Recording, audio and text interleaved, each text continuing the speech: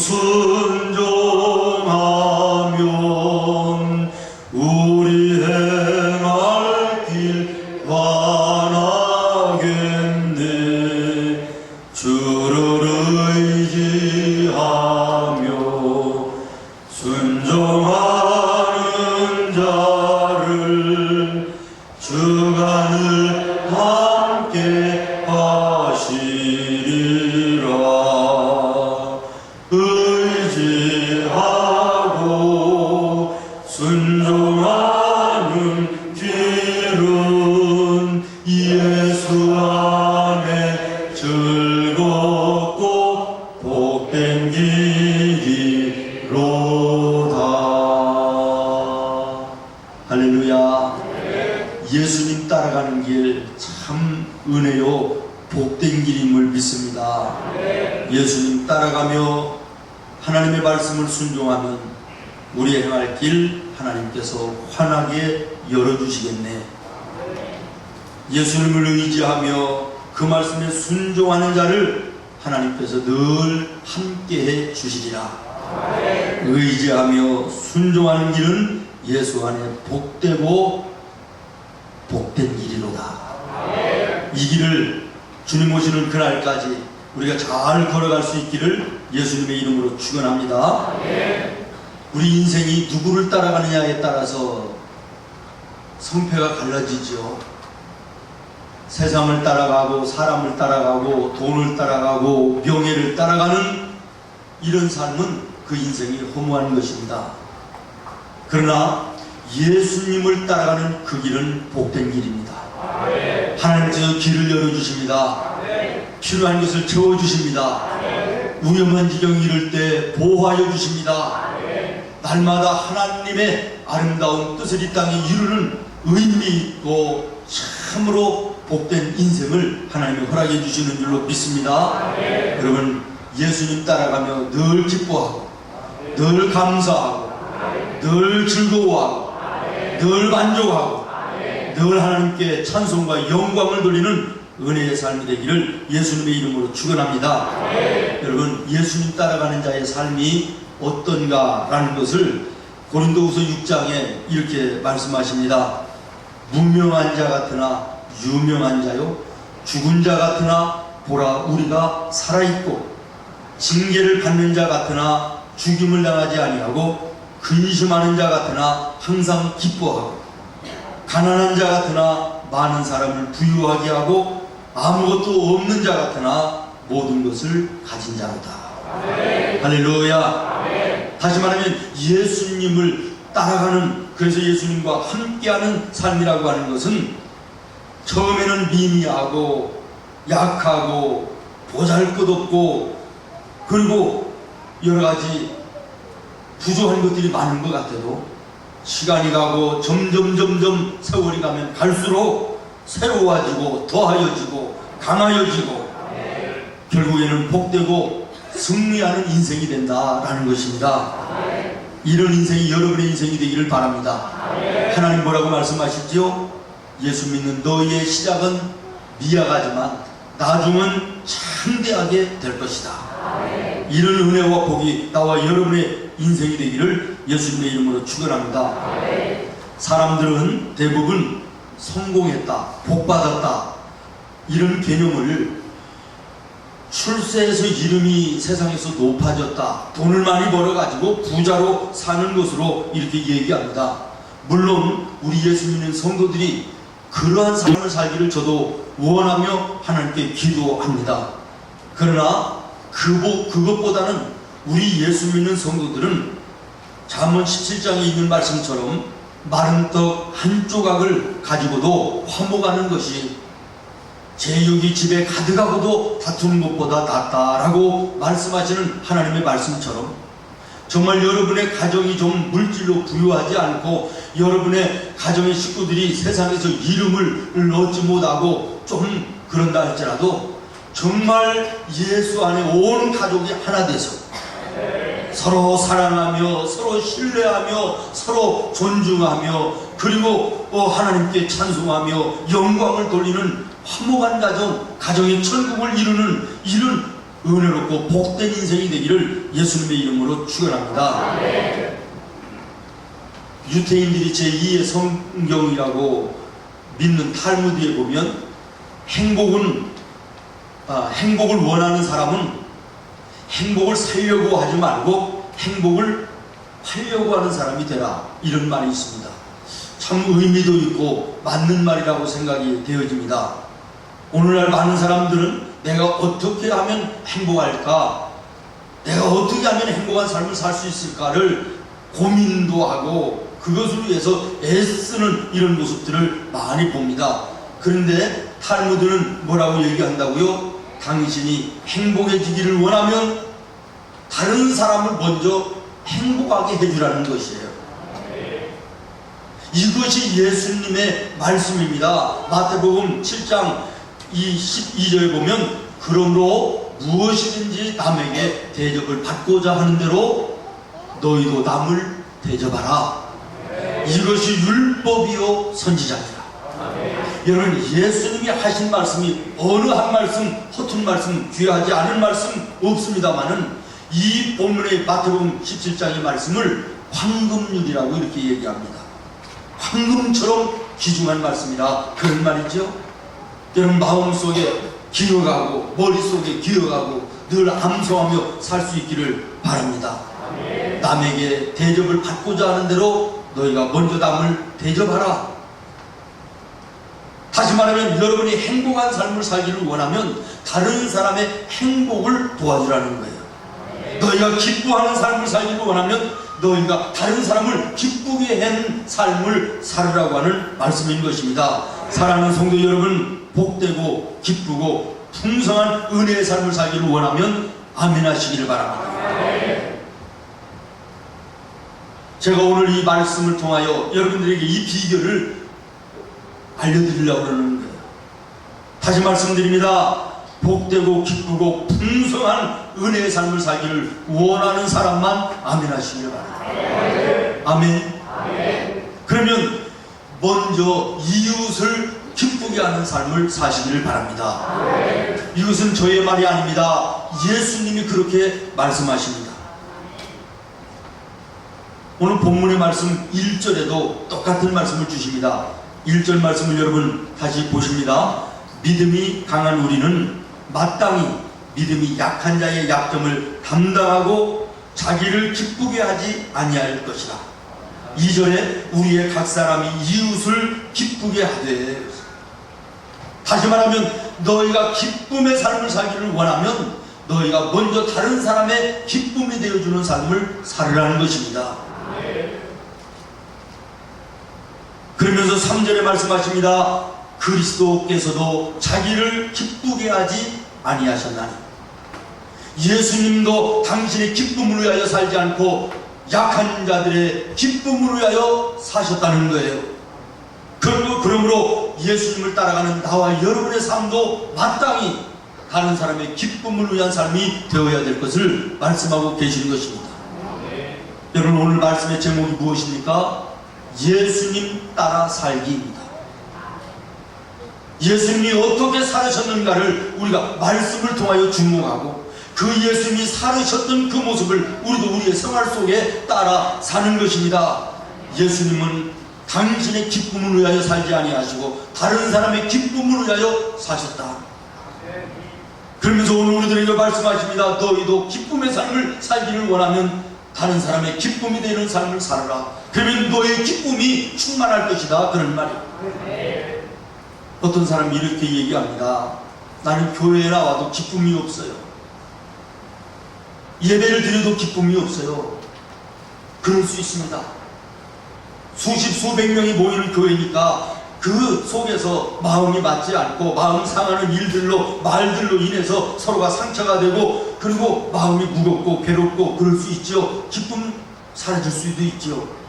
그러나 혹시 이런 모습은 아닌지 여러분 자신을 돌아보십시오. 내가 다른 사람에게 기쁘게 해줘야 되겠다라는 마음은 없고 다른 사람을 통해서 내가 기쁨을 얻겠다는 이런 마음으로 하나님 앞에 나오는 건 아닙니까?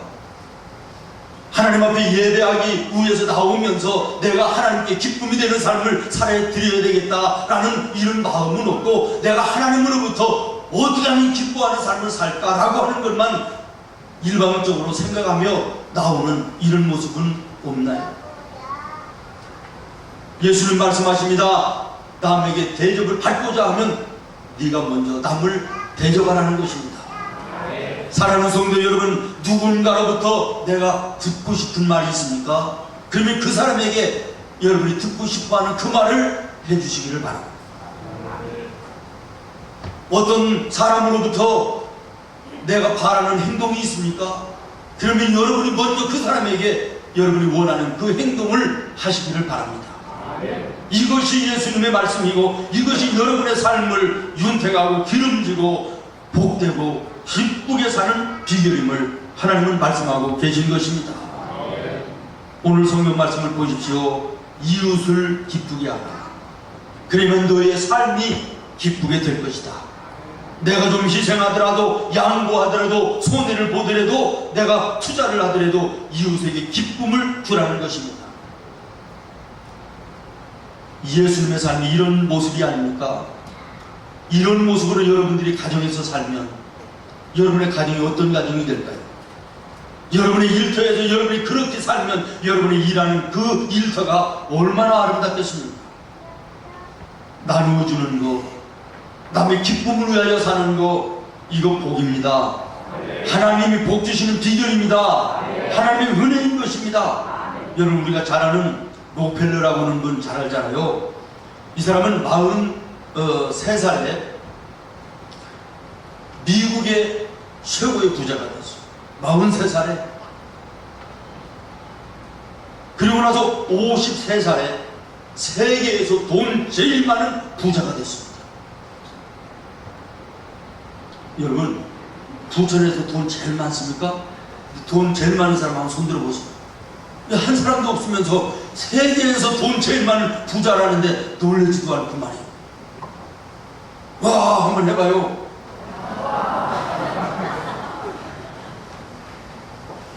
그런데 세계의 최고의 부자가 되던 53살에 불치의 병을 얻어요. 의사가 진단을 내리는 것이 1년 더 이상 못 산다는 거예요. 그 당시에 먹는 것이 뭐냐면요, 속에서 받지를 않아가지고 하루에 우유 2-3모금 비스킷 한쪽을 먹었대잖아요. 사형 선고를 받던 그날 밤 록펠러가 하나님 앞에 무릎을 꿇어요. 그리고 지나온 삶을 돌아봐요.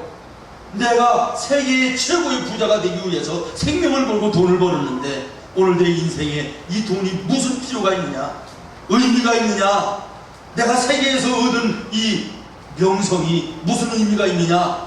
그리고 하나님 앞에 회개합니다. 형식적으로 예수 믿었던 것을 회개하고, 그리고 이제는 하나님으로부터 받은 이 모든 것을 내가 나눠야 되겠다는 이런 마음을 가지고 어머니를 생각하면서 미국의 그 아름다운 강가 옆에 리버사이드 처치라고요, 아주 아름다운 예배당을 가장 먼저 건축을 해요. 그리고는 그 다음에는 시카고 대학을 짓고 여기저기에 대학을 짓고 병원을 짓고 나중에는 록펠러 재단을 만들어 가지고 세계의 어려운 나라, 가난한 나라, 못 사는 사람들을 위해서, 병든 사람들을 위해서 병원과 학교를 이렇게 지어나가요. 마음속에 얼마나 기쁨이 오는지, 감사한지, 즐거운지, 이전에 돈을 움켜쥘 때 불안하고 초조했던 이런 것들 다 사라지고 이제는 마음속에 하나님 나라가 이루어지는 거예요.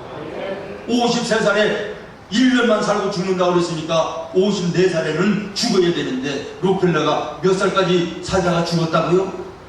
98살까지. 할렐루야.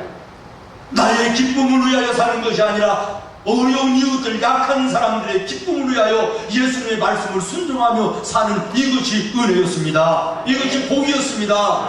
그의 인생을 바꾸는 능력이었습니다. 여러분의 삶에 오늘 기쁨이 없습니까?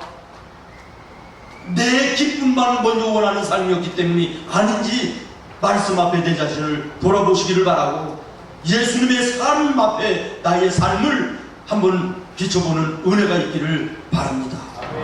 오늘 이 아침 우리는 서로 내가 하나님께 어떤 기쁨의 삶을 살아드릴까 염려하는 여러분 되기를 바랍니다. 함께 사는 남편에게, 아내에게, 우리 자녀들에게, 부모님들에게 어떻게 하면 내가 기쁨을 드리는 삶을 살까라는 이런 거룩한 고민이 여러분의 고민이 될 수 있기를 바라요. 그러면 여러분의 삶이 기뻐지게 될 것입니다. 그다음에 두 번째로 선을 이루고 덕을 세우라고 말씀하십니다. 여기 덕이라고 하는 것은 양보한다, 착한 행실을 다른 사람들에게 보여준다라고 하는 의미가 있습니다. 그렇습니다. 사랑하는 성도 여러분, 예수님께서는 이 땅에 오셔서 선을 이루시며 양보하시며 희생하시며 착한 행실을 통하여 당신의 생명까지도 주시면서 많은 사람들에게 기쁨과 삶의 희망을 주셨습니다. 어느 교회 성장 연구소의 설문조사를 보니까요, 예수 믿지 않는 사람들에게 당신들은 왜 복음을 거부하는가, 다시 말하면 왜 예수님을 믿지 않는가 라고 이렇게 물었더니 24%가 나에게는 이미 종교가 있기 때문입니다 이렇게 대답을 했고요, 52%, 그러니까 절반 이상이 뭐라고 대답한 줄 아십니까? 나는 교회는 좋아합니다. 그러나 예수 믿는 사람들이 싫어서 교회를 안 나갑니다.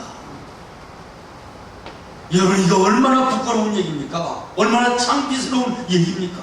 교회가 교회의 사명을 다하지 못하고 성도들이 성도의 사명을 세상에 나가서 살지 못하기 때문에 이러한 결과가 오는 거 아니겠습니까?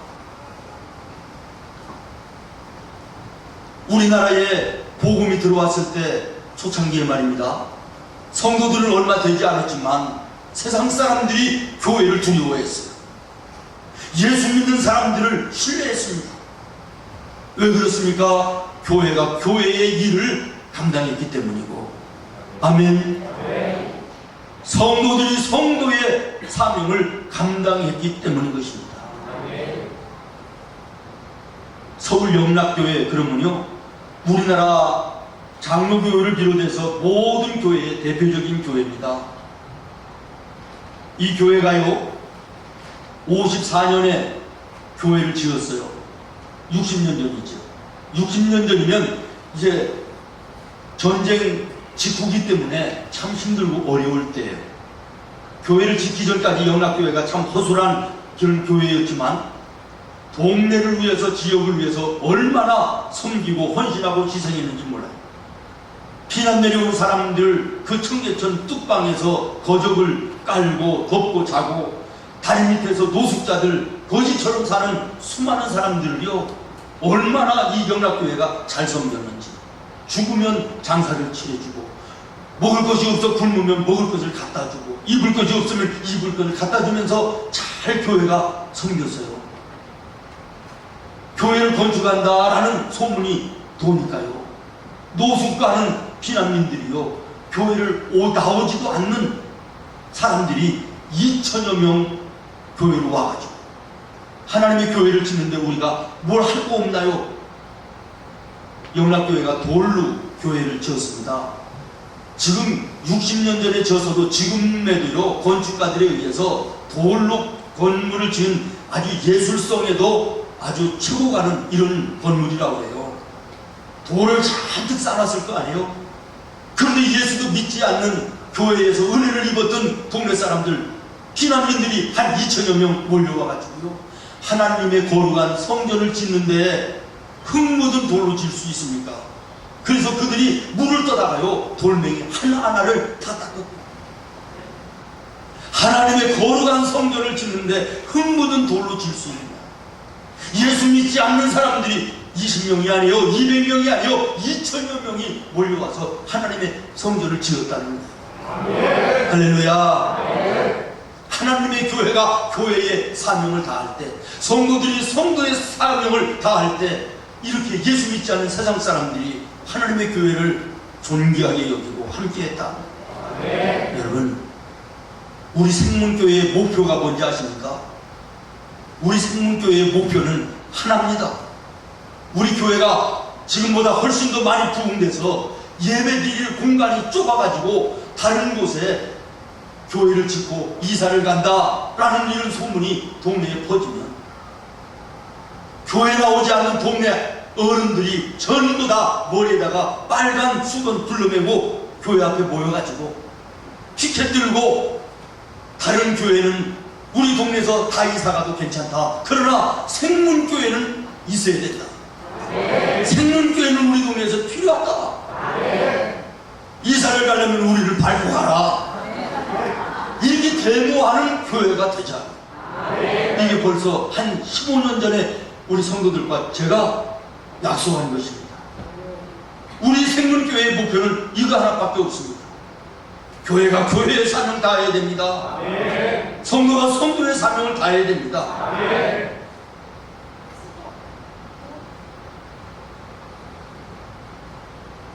양보하며 덕을 세우고 착한 행실을 통하여 선을 이루는 여기에 하나님이 함께 하심으로 우리의 삶이 윤택하여집니다. 은혜가 풍성한 삶이 되는 줄로 믿습니다. 오늘 한 가지 더 말씀드립니다. 1절에 보면 약한 자의 약점을 담당해야 된다. 여러분이 한번 읽겠습니다. 시작. 믿음이 강한 우리는 마땅히 믿음이 약한 자의 약점을 담당하고, 상대방의 약점을 내가 덮어주고 용서해주고 그리고 함께해서 동행하는, 이것이 예수 믿는 성도의 삶입니다. 예수님이 그렇게 사셨기에 우리도 따라 살아야 될 예수님의 모습임을 여러분 기억하시기를 바랍니다. 보십시오. 세상 사람들은요, 누구의 약점을 잡으면요 놓지 않습니다. 그 약점을 붙들고 어떻게 해서라도 그 사람을 괴롭게 하고 상처를 주고 무언가를 내가 얻어내고, 이것이 세상 사람들 아닙니까? 그래서 예수님은 말씀하십니다. 너보다 약한 자들의 약점을 보거든 덮어주라는 거예요. 채워주라는 거예요. 그리고 함께 하라는 것입니다. 그러면서 예수님이 그렇게 사셨습니다. 저는 금붕어를 참 이뻐해요. 좋아하고. 그래서 물된동산에도 키우고 있고 우리 거실에도 4마리를 키우고 있는데, 아침에 그 애들 밥 주는 게 참 즐거움이고 기쁨이었어요. 근데 어느 날부턴가 내가 걔들 치료하기로 했습니다. 아니, 교회에서 자라나는 고기면 세상 고기는 달라야 되지 않습니까? 세상 목사님의 집 안에서 자라나는 물고기면 말이요, 세상 금붕어하고 달라야 되지 않겠어요? 어느 날 동료 하나가 병들었어요. 그러면 은혜 받은 교회 안에서 목사님 집에서 사는 금붕어들이라면 도와줘야 될 거 아니에요? 간호도 해주고 말이지. 그러는데 말이지 쪼아먹더라고. 병들은 한 마리를 놓고요, 거기서 사는 모든 금붕어가요 공격을 하는데요, 죽이려는 거예요. 내가 그걸 보면서요 정남이가 떨어졌습니다. 전 마귀 새끼가 하는 짓이다. 네, 그래서 그날부터요 생각나면 밥 주고 기분 나쁘면 안 주고. 여러분, 세상의 논리는 강한 자가 약한 자를 지배하는 약육강식의 논리잖아요. 그러나 하나님의 논리는 다릅니다. 강한 자가 약한 자의 부족한 점을 채워주고 덮어주고 함께하여 더불어가는 것. 예수님이 그렇게 사셨어요. 그리고 우리에게 그렇게 살으라고 말씀하시는 거예요. 여러분, 하나님께서 내게 건강을 주셨으면 병들어 있어 나보다 약한 사람들을 돌아보라고 하는 하나님의 뜻인 줄로 알고 돌아봐야 돼요. 내가 좀 먹고 살만하면 가난한 이웃들을 돌아보라고 하는 하나님의 은혜로 알고 돌아봐 줘야 돼요. 나누고 섬길 줄 아는 자가 되어야 될 줄로 믿습니다. 말씀을 마치겠습니다. 마지막으로, 남을 섬기기 위해서 나의 기쁨을 포기하는 삶을 예수님은 사셨습니다. 우리도 예수님을 따라가는 자녀들로서 그렇게 살아야 될 줄로 믿습니다. 남을 섬기기 위해서 나의 기쁨을 포기한다. 예수 믿지 않는 사람들에게 어떻게 이것이 이해되는 말입니까? 여러분 주변을 그러나 돌아보십시오. 나는 내 인생이 참 즐겁다, 나는 기쁘다, 만족한다, 나는 행복하다, 늘 나는 감사하며 산다 라는 사람들이 이구동성으로 하는 말이 뭔지 아십니까? 내가 도와줬더니, 내가 섬겼더니, 내가 나누어줬더니 오히려 그것이 나의 더 큰 기쁨이 되고 더 큰 보람이 되고 인생의 즐거움이다. 이렇게 얘기하지 않습니까? 저 분당에 가면 참 좋은 우리 교회라는 교회가 있습니다. 혹시 분당 쪽으로 이사 가면 그 교회를 가시기를 바래요. 그 목사님 말씀하시는데 그런 말씀을 하시더라고요. 책을 읽다가 보니까 미국의 어느 분이 예수를 믿는 참 리얼 크리스찬인데 마약을 하고 그 거리에서 배회하는 그 청소년들을 보면서 너무 마음이 아파서 자기의 사제를 털어서 조그마한 공간을 만들고 그 아이들에게 악기를 가르치고 또 그림을 그리게 하고 자기 아이들의 소질을 따라서 이런 공간들을 만들어줬더니요, 이것이 점점 커져서 25만 명에 이르는 회원들이 가입해서 돕고 청소년들을 이렇게 케어하는 이런 아름다운 선교가 이루어졌다. 이런 책을 읽으면서 설교 시간에 얘기했더니 어느 분이 이메일에다가 글을 올렸더래요. 목사님, 내가 성남에 4층짜리 빌딩을 가지고 있는데 목사님의 말씀을 들으면서 마음이 뜨거워졌습니다.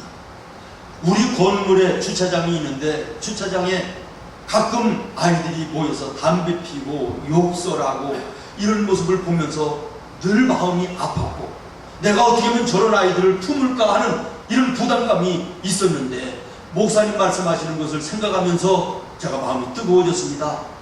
4층 건물의 한 층을 교회에 드릴 테니까 목사님 말씀하신 대로 교회에서 그런 공간을 마련해서 주차장에서 담배 피는 애들 끌어올리고 거리에서 배회하는 아이들 끌어모아서 악기를 가르치고 그림을 그리게 하고 심리생활을 할 수 있도록 해서 좀 케어를 해주십시오. 이렇게 부탁을 해가지고요, 지금 거의 공사가 마무리되어 다음 주 정도면 이제는 오픈을 한다고 그러더라고요. 여러분, 우리 주차장에 와서 담배 피는 분들 보면 속이 상해서 저것들을 어떻게 해야 되나 이런 마음이 있을 법한데 그 아이들을 품어야겠다는 이 아름다운 마음을 가진 그 성도의 마음 얼마나 아름답습니까?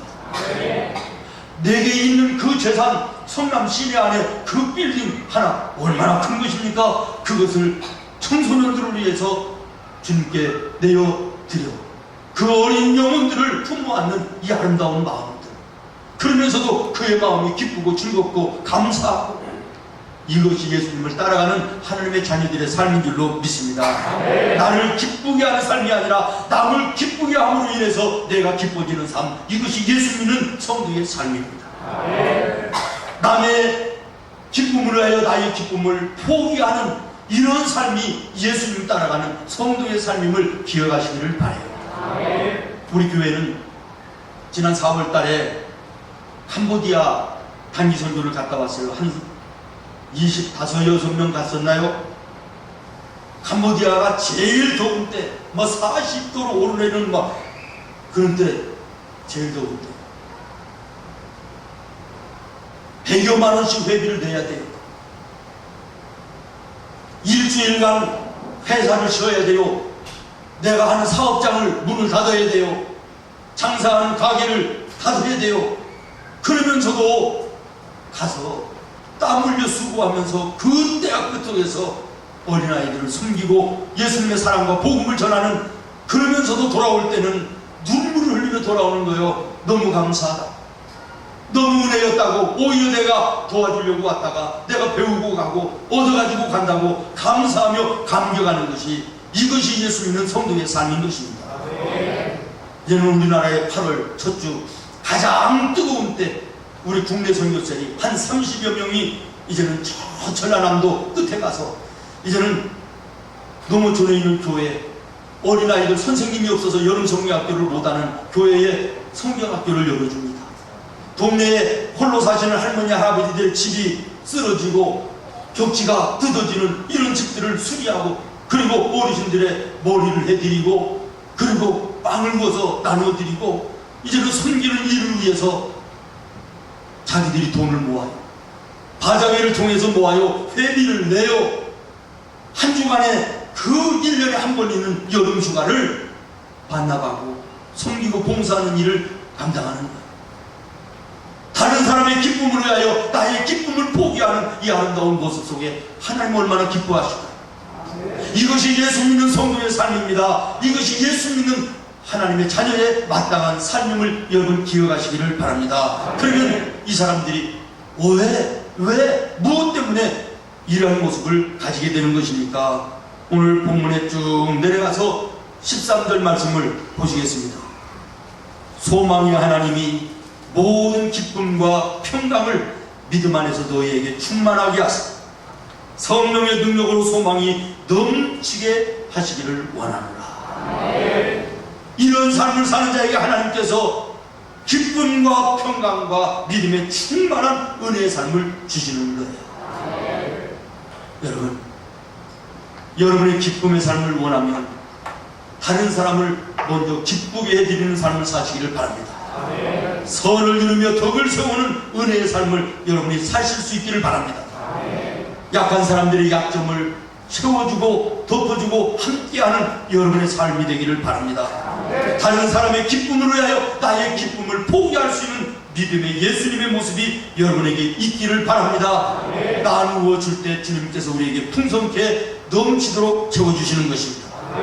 누가복음 6장 38절에 주라 그리하면 너에게 줄 것이니 곧 후히되어 누르고 흔들어 넘치도록 해서 너희에게 안겨주리라.